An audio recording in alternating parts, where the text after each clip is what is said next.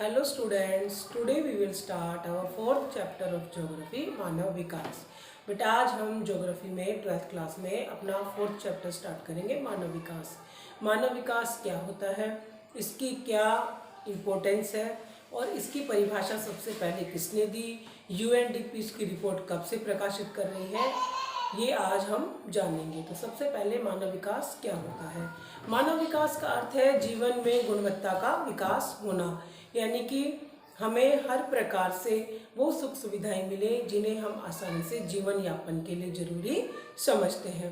इसमें तीन जरूरी चीज़ें होती हैं, एक होता है आपका भोजन, दूसरा आपका आवास और तीसरे आपके वस्त्र। ठीक है, अब इसके तीन घटक होते हैं। ठीक है, एक होता है कि आप स्वस्थ हो, आप शिक्षित हो और संसाधनों तक आपकी पहुंच होनी चाहिए। ठीक है, तो ये आपके तीन घटक होते हैं। अब मानव विकास की परिभाषा किसने दी?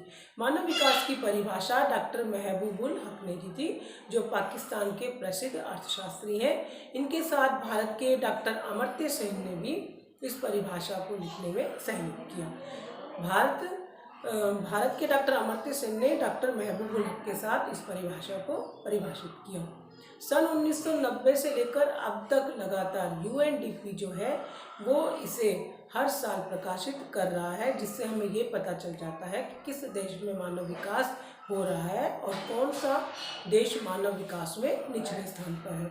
अगर हम मानव विकास की बात करें तो प्रथम स्थान पर नॉर्वे का नाम आता है, यानी कि नॉर्वे जो है उसमें विकास बहुत ज़्यादा है मानव विकास सूचकांक के आधार पर, और नाइजीरिया जो है वो सबसे नीचे है।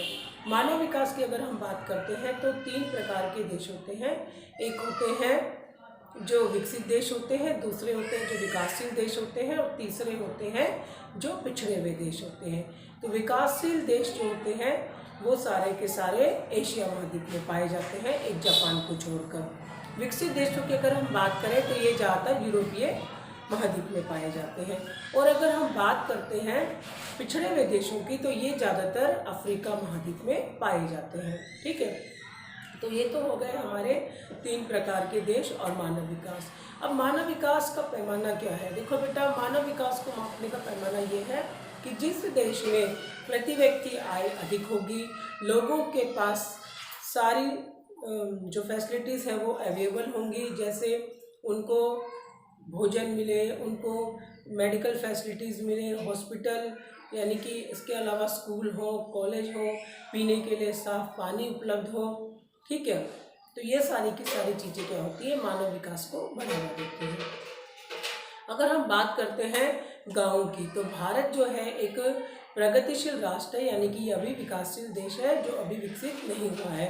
तो यहाँ पर हमें दोनों तरह के विरोधाभास देखने को मिलते हैं। अगर हम शहरों की तरफ जाते हैं तो हमें वहाँ पर ऊंची ऊंची इमारतें भी दिखाई देती हैं और गंदी मलिन बस्तियाँ भी दिखाई देती हैं। तो ये जो जीवन स्तर होता है वो अलग अलग प्रकार का होता है, जो मानव विकास को प्रभावित करता है। अगर हम मानव विकास सूचकांक की बात करते हैं या मानव विकास की बात करते हैं तो हमारे भारत में बहुत सारे राज्य हैं जिनमें ये चीज़ें पाई जाती हैं।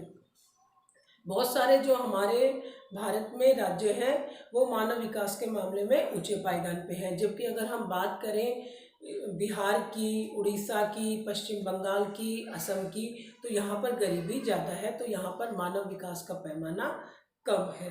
ठीक है, तो मानव विकास को सबसे ज़्यादा जो प्रभावित करता है वो होता है कि अगर किसी देश में, ठीक है, कामगार लोगों की जनसंख्या अधिक है। कामगार लोग होते हैं बेटा जिनकी आयु 15 से 59 वर्ष के बीच में होती है, और ये व्यक्ति अगर अधिक से अधिक कार्य करते हैं यानी कि मानव संसाधन के रूप में कार्य करते हैं तो उस देश का विकास होता है।